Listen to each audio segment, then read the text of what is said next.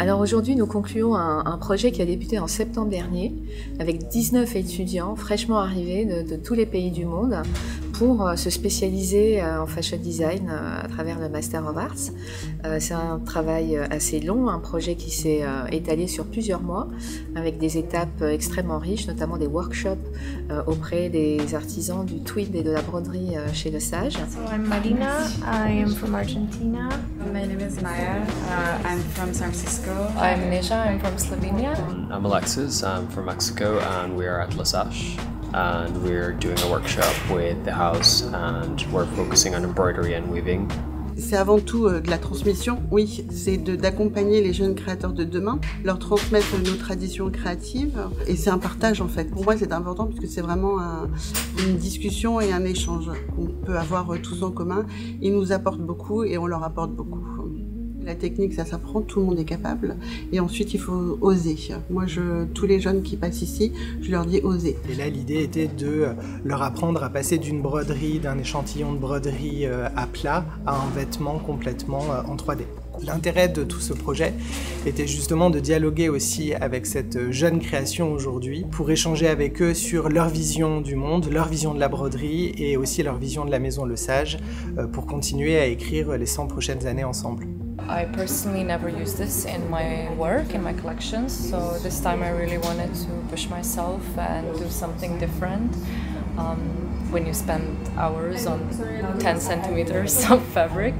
So yeah, in that sense, it's very challenging. Et aujourd'hui, ce jury a permis aux experts de la Maison Le Sage de voir comment ce projet axé sur les métiers d'art a pu s'articuler avec le projet de design contemporain et donc nous sommes là pour découvrir la diversité des projets de ces 19 étudiants.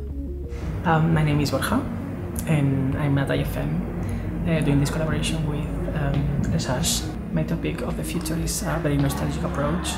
I wanted to think about how people in the present, even thinking on the future, are thinking in the past, and it's really linked in the past.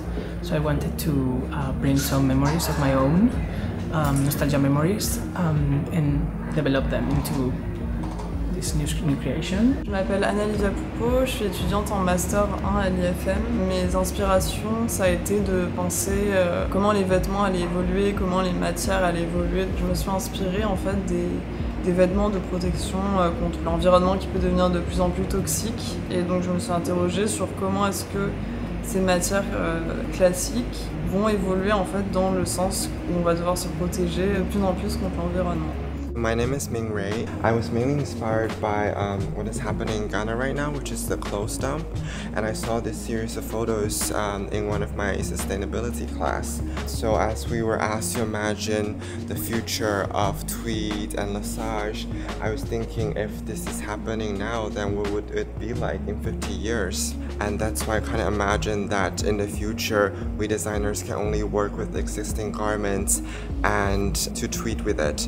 I'm Paula Lessel. I started asking myself what clothing is when there is no one left to explain how to make it and how to wear it, and what garments essentially are in the absence of the wearer. So I had this projection into the future where maybe there are no humans left and there is only some sort of different intelligence, some computer program trying to put back together the fragments that we have left. My inspiration for this project came from Iceland, where I live, because I hike a lot and spend time in nature, and Iceland really reminds me that you go back in time, and it reminds me of Ice Age. So I was really inspired by this era of Ice Age, and my muse for this project was actually mammoth, the animal itself. And this is my reinterpretation of a gown today, resembling this inspiration of the past.